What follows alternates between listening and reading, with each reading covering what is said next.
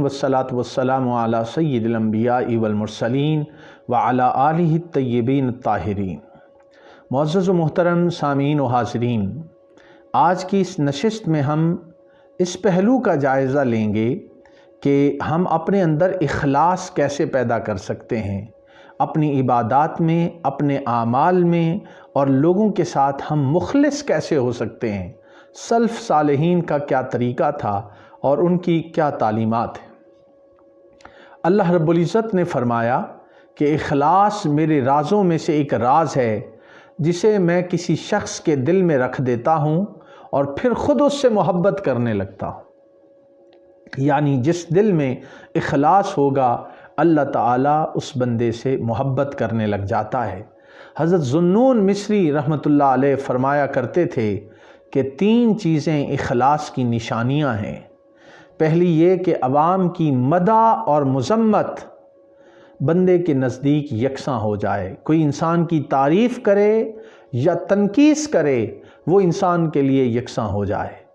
دوسری بات انہوں نے فرمائی کہ اعمال میں اپنے اعمال کو دیکھنا بھول جائے، کوئی نیکی کی ہے تو پھر اسی کو بار بار نہ دیکھتا رہے بلکہ اس کو بھول جائے، اور تیسری بات کہ یہ بھی بھول جائے کہ وہ آخرت میں اپنے اعمال کا ثواب چاہتا ہے۔ یہ اخلاص کی نشانیاں ہیں، اگر انسان کے اندر پیدا ہو جائیں تو پھر انسان کو اخلاص نصیب ہوتا ہے۔ اللہ تعالیٰ جب کسی بندے کے اخلاص کو خالص بنانا چاہتا ہے تو پھر اسے ریا اور دکھلاوے سے دور کر دیتا ہے، مطلب وہ دکھلاوے کے لیے کام نہیں کرتا بلکہ اس کے اندر اخلاص پیدا ہو جاتا ہے۔ یہاں پہ میں علم اور عمل میں اخلاص کیسے ہم حاصل کر سکتے ہیں، سلف صالحین کی چند چیزیں میں آپ کے سامنے رکھنا چاہوں گا کہ وہ علم اور عمل میں انتہائی خلوص رکھنے والے لوگ تھے، اور احادیث صحیحہ سے یہ بات ہم تک پہنچی ہے کہ رسول اللہ صلی اللہ علیہ وسلم نے فرمایا جب اللہ عز و جل نے جنت عدن کو پیدا کیا تو اس میں کچھ ایسی چیزیں پیدا کیں جو نہ آنکھوں نے دیکھیں، نہ کانوں نے سنی، نہ کسی بشر کے دل میں اس کا خیال گزرا۔ تب جنت کو بولنے کا حکم فرمایا اللہ تعالیٰ نے، اور اس نے 3 بار کہا قد افلح المؤمنون، مومن کامیاب ہو گئے۔ پھر کہا کہ میں ہر بخیل اور ریاکار پر حرام ہوں، یعنی جنت عدن نے کہا کہ میں بخیل اور ریاکار پر حرام ہوں۔ جس شخص کے اندر بخل ہے، جس کے اندر دکھلاوا ہے، اب جنت کہہ رہی ہے کہ میں اس کو نہیں ملوں گی۔ تو ہمیں اپنے اندر دیکھنا ہوگا کہ کہیں ہمارے اندر بخل تو نہیں، کہیں ہم ریاکاری کے لیے کام تو نہیں کرتے، اس چیز کو منع کیا گیا۔ حضرت عیسیٰ علیہ السلام نے فرمایا کہ جو شخص اپنے علم پر عمل کرے یقیناً وہ ولی اللہ ہے۔ آج علم تو بڑھ گیا ہے لوگوں کے پاس لیکن عمل نظر نہیں آتا۔ قرآن مجید نے ایک مثال دی کمثل الحمار یحمل اسفارا، ایسے لوگ جن کے پاس علم ہے عمل نہیں ہے، ان کی مثال تو گدھوں جیسی۔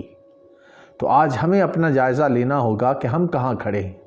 حضرت حسن بصری رحمۃ اللہ علیہ فرماتے ہیں کہ اپنے نفس پر عتاب کرنا انتہائی اہمیت کا حامل ہے، کہ انسان اپنا عتاب کرتا رہے، اپنا احتساب کرتا رہے، اور جب تک انسان اپنا احتساب نہیں کرتا اس وقت تک انسان کو خلوص کی دولت نصیب نہیں ہو سکتی۔ یحییٰ بن معاذ رحمۃ اللہ علیہ سے کسی نے پوچھا کہ آدمی مخلص کب ہوتا ہے؟ تو وہ فرمانے لگے کہ جب اس کی عادت شیر خوار بچوں جیسی ہو جائے کہ تعریف اور مذمت کی کچھ پرواہ نہ کرے، یعنی بچوں پر تعریف کرنا یا مذمت کرنا وہ ان کی پرواہ نہیں کرتے۔ تو مخلص انسان کب ہوتا ہے؟ کہ جب انسان کی تعریف اور مذمت اس کے لیے برابر ہو جائے۔ یحییٰ بن معاذ رحمۃ اللہ علیہ کے حوالے سے یہ بات ہم تک پہنچی۔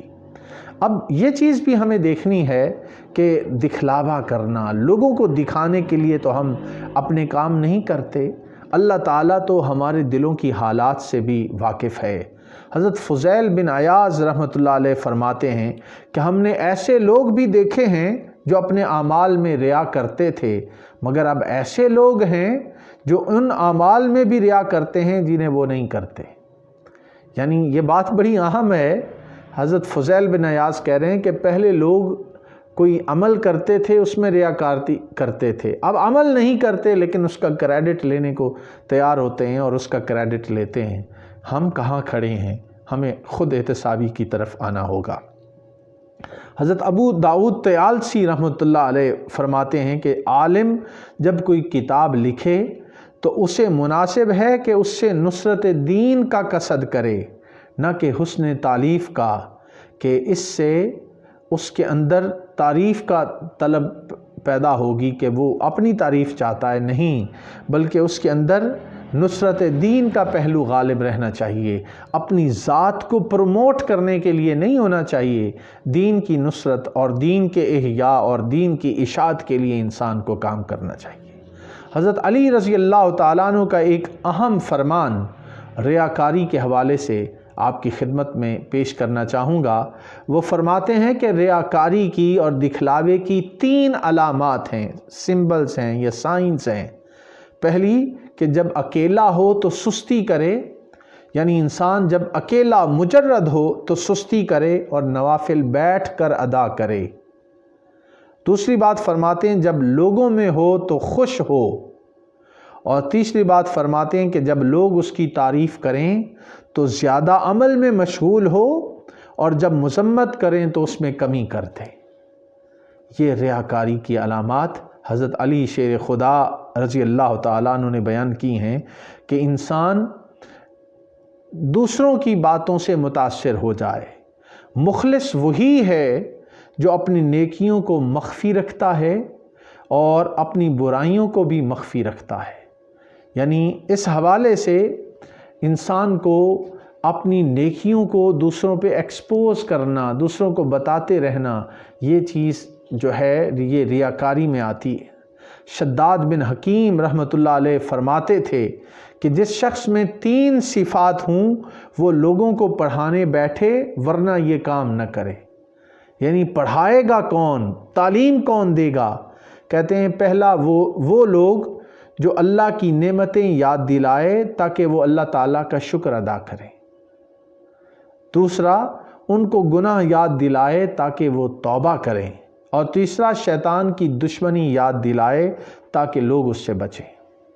کہ ایک واعظ کا، ایک مبلغ کا، ایک عالم کا، ایک استاد کا کام کیا ہے کہ وہ لوگوں کو اللہ کی نعمتیں یاد دلائے تاکہ وہ شکر ادا کریں، وہ ان کو گناہ یاد دلائے تاکہ وہ توبہ کریں، اور شیطان جو انسان کا دشمن ہے اس کے حوالے سے ان کو آگاہی دے۔ تو ایسے شخص کو تعلیم دینا اور دوسروں کو سکھانے کی اجازت ہے۔ حسن بصری رحمۃ اللہ علیہ وہ بیان فرماتے ہیں کہ تم ان لوگوں کی طرح نہ ہو جاؤ جو علم تو علماء کا سا حاصل کرتے ہیں اور کام جاہلوں جیسے کرتے ہیں۔ یعنی علم حاصل کرنا اور پھر کام جاہلوں والے کرنا یہ انسان کو زیب نہیں دیتا۔ حسن بصری فرما رہے ہیں۔ حضرت عمر ابن خطاب رضی اللہ تعالیٰ عنہ فرماتے تھے کہ اس امت پر مجھے سب سے زیادہ جس بات کا خوف ہے اس شخص سے ہے جو زبان کا عالم ہو اور دل کا جاہل ہو۔ یعنی زبان کا عالم ہونا اور دل کا جاہل ہونا۔ آپ نے فرمایا کہ مجھے ڈر لگتا ہے ایسے لوگوں سے کہ زبان کے عالم ہوں مگر دل ان کے جاہل ہوں۔ حضرت سعید بن مسیب فرماتے تھے کہ جب تم کسی عالم کو امراء کے دروازوں پر جاتا دیکھو تو سمجھ لو کہ وہ چور ہے۔ یعنی علماء کو زیب نہیں دیتا کہ وہ امیروں، کبیروں، وزیروں کے پاس جائے، بلکہ علماء کو یہی زیب دیتا ہے کہ وہ علم کے فروغ کے لیے کام کریں۔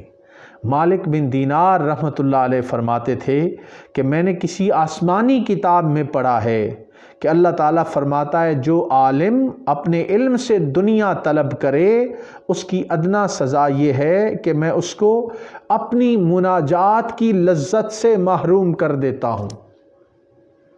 دیکھیے کتنا اہم بات بیان کر رہے ہیں کہ وہ عالم جو دنیا طلب کرتا ہے میں اس کو مناجات کی لذت سے محروم کر دیتا ہوں۔ یعنی اس کو مانگنا نہیں آتا، وہ مجھ سے مناجات نہیں کر پاتا۔ تو اللہ کے حضور مناجات کرنا، عاجزی انکساری کرنا، یہی تو بندگی ہے۔ جب انسان دنیا کا ہو کر رہ جاتا ہے تو انسان کو اللہ کے حضور مناجات نصیب نہیں ہوتی، کیونکہ اللہ تعالیٰ تو فرماتا ہے ادعونی استجب لکم، مجھ سے مانگو میں تمہیں عطا کروں گا، جواب دیتا ہوں، نوازتا ہوں۔ تو یہ کیفیت کب پیدا ہوتی ہے؟ جب انسان دنیا کا طلبگار بن جاتا ہے تو اللہ تعالیٰ پھر اس کو ایسے حالات سے سامنا کرواتا ہے۔ اب دیکھیے کہ ہمیں اس بات کا دھیان رکھنا چاہیے، حضرت عیسیٰ علیہ السلام نے اپنے حواریوں سے فرمایا کہ جب تم روزہ دار ہو تو اپنی داڑھی، سر اور ہونٹوں پر تیل مل لیا کرو تاکہ لوگ یہ نہ سمجھیں کہ تم روزہ دار ہو۔ یعنی دکھلاوے سے بچانے کی تعلیم بنیادی طور پہ حضرت عیسیٰ علیہ السلام دے رہے ہیں کہ آپ نیکی کرتے ہیں تو اس نیکی کا ڈھنڈورا نہ پیٹیں، نیکی کریں اور دریا میں ڈال دیں، اللہ تعالیٰ کے ہاں آپ کو اخلاص کا ثواب ملے گا اور اللہ تعالیٰ آپ کو بے شمار نعمتوں سے نوازے رکھے گا۔ ہمارے سلف صالحین، ہمارے بزرگوں کا طریقہ یہ تھا کہ وہ نیکیوں کو مخفی رکھتے اور نیکیوں کو مخفی رکھ کر اور زیادہ نیکیاں کرتے۔ آج ہمارا حال یہ ہے کہ ہم نیکی نہیں کرتے مگر دکھلاوے کے لیے ہر جگہ اس کو بیان کرتے نظر آتے ہیں۔ یوسف بن اسبات رحمۃ اللہ علیہ فرماتے تھے کہ اللہ تعالیٰ نے انبیاء علیہم السلام میں سے ایک نبی کی طرف وحی فرمائی کہ اپنی قوم سے کہہ دو کہ وہ اپنے اعمال پوشیدہ رکھے، اپنی قوم سے کہہ دو کہ وہ اپنے اعمال پوشیدہ رکھے، میں ان کو ظاہر کر دوں گا۔ یعنی انسان اپنے اعمال پوشیدہ رکھے، اللہ تعالیٰ انسانیت میں اس کی مقبولیت رکھ دے گا، اور جب انسان اپنے اعمال خود ہی بیان کرتا پھرے تو پھر اللہ تعالیٰ نے اس کو کیا ظاہر کرنا ہے؟ وہ دکھلاوے کے لیے ہمارے اعمال ہیں۔ اب یہ بات بھی ذہن میں رکھنے والی ہے کہ ہم اگر علم حاصل کر رہے ہیں، دین کا علم حاصل کر رہے ہیں، قرآن پاک کا، حدیث پاک کا اور خیر کا علم حاصل کر رہے ہیں، تو ہمیں علم حاصل کرتے ہوئے نیت یہ رکھنی چاہیے کہ ہم اس پر عمل بھی کریں گے۔ بدقسمتی یہ ہے کہ آج علم تو ملتا ہے مگر عمل کرنے والے کم نظر آتے ہیں۔ سفیان ثوری رحمۃ اللہ علیہ فرماتے تھے کہ علم کو عمل کی غرض سے طلب کرو، اور ذوالنون مصری فرماتے تھے کہ ہم نے ایسے لوگ بھی دیکھے ہیں کہ جس قدر وہ علم میں ترقی کرتے تھے اسی قدر دنیا سے بے رغبت ہو جاتے اور دنیاوی متاع و سامان کم کرتے تھے۔ ہمارا کیا حال ہے؟ ہم اس کا خود جائزہ لے سکتے ہیں۔ حضرت عبداللہ بن مبارک رحمۃ اللہ علیہ فرماتے ہیں کہ آج کل کے علماء پر حرام اور مشتبہ مال کھانے کی عادت غالب آ گئی ہے۔ اب یہ بھی عبداللہ بن مبارک کے زمانے کی بات ہے، آج ہمارا کیا عالم ہے وہ ہم خوب جانتے ہیں کہ علماء پر حرام اور مشتبہ مال کے کھانے کی عادت غالب آ گئی ہے، یہاں تک کہ وہ محض شکم پروری اور شہوت رانی میں مستغرق ہیں، اور انہوں نے اپنے علم کو جال بنا رکھا ہے جس کے ساتھ دنیا کا شکار کرتے ہیں۔ دیکھیے کتنی اہم بات حضرت عبداللہ بن مبارک نے بیان کی ہے، اور ہمیں اس طرف توجہ دینی چاہیے۔ یہاں ذکر کرنے کے بعد میں ائمہ اربعہ کے اقوال میں سے حضرت امام مالک رحمۃ اللہ علیہ کا ایک قول آپ کی خدمت میں رکھنا چاہوں گا۔ وہ فرماتے تھے کہ علم کثرت روایت کا نام نہیں، بلکہ علم وہ ہے جو صاحب علم کو مفید ہو اور وہ اس پر عامل ہو۔ امام شافعی رحمۃ اللہ علیہ فرماتے تھے کہ مجھے امام مالک نے فرمایا، اے محمد تم اپنے عمل کو آٹا بناؤ اور اپنے علم کو نمک بناؤ۔ کتنی اہم فرمان ہے جو حضرت امام مالک نے نصیحت کی امام شافعی رحمۃ اللہ علیہ کو کہ عمل کو آٹا کے برابر بناؤ اور علم کو نمک کے برابر۔ آج ہماری حالت اس کے برعکس ہے کہ علم تو آٹے کے برابر ہے، عمل نمک سے بھی کم تر ہے۔ تو یہ ہماری صورتحال ہے، اس سے ہم کیسے باہر آ سکتے ہیں اور ہم اپنے نفاق کو کیسے کم کر سکتے ہیں؟ اخلاص کے ذریعے سے۔ حضرت عمر بن عبدالعزیز جب مدینہ شریف میں حضرت خضر علیہ السلام سے ملے تو ان سے نصیحت کے طلبگار ہوئے، تو انہوں نے فرمایا اے عمر، اس بات سے بچتا رہے کہ تو ظاہر میں اللہ کا دوست معلوم ہو اور باطن میں اس کا دشمن ہو، کیونکہ جس کا ظاہر و باطن یکساں نہیں وہ منافق ہے، اور منافق لوگ آگ کے سب سے نچلے طبقے میں ہوں گے۔ تو یہ عمل اور علم کی مخالفت یہ نفاق کی علامت ہے، جس کی طرف یہاں پہ اشارہ کیا گیا ہے۔ حضرت میمون بن مہران رحمۃ اللہ علیہ فرماتے تھے کہ اچھے باطن کے بغیر اچھے ظاہر کا ہونا بیت الخلاء کی مانند ہے۔ غور کیجئے گا ان الفاظ پر کہ اچھے باطن کے بغیر ظاہر کا اچھا ہونا بیت الخلاء کی مانند ہے، جو باہر سے خوب آراستہ ہو مگر اس کے اندر بدبو اور پلیدی ہو۔ یہ وہ پہلو ہے جس طرف ہمیں توجہ دینے کی ضرورت ہے۔ حضرت ابو عبداللہ انطاکی رحمۃ اللہ علیہ فرماتے تھے کہ سب اعمال میں سے افضل عمل مخفی گناہوں کا ترک کرنا ہے۔ کسی نے ان سے پوچھا کہ یہ کیوں کر؟ انہوں نے فرمایا جب آدمی مخفی گناہوں کو چھوڑ دے گا تو وہ ظاہری گناہوں کو بھی بدرجہ اولا چھوڑ دے گا۔ یہ زبیر بن عوام فرماتے تھے کہ اپنی نیکیوں کے لیے مخفی ذخیرہ بناؤ جیسا کہ برائیوں کے لیے بناتے ہو۔ اپنے نفس کی چھان بین کرتے رہو، ظاہر و باطن کو یکساں کر لو اور کثرت سے استغفار کرو۔ جب انسان کثرت سے استغفار کرتا ہے، ظاہر و باطن کو ایک کرتا ہے، دو رنگی کو چھوڑ دیتا ہے، تو تب جا کے انسان کو اخلاص کی دولت نصیب ہوتی ہے۔ ضرورت اس چیز کی ہے کہ ہم اپنے کردار سے نفاق کو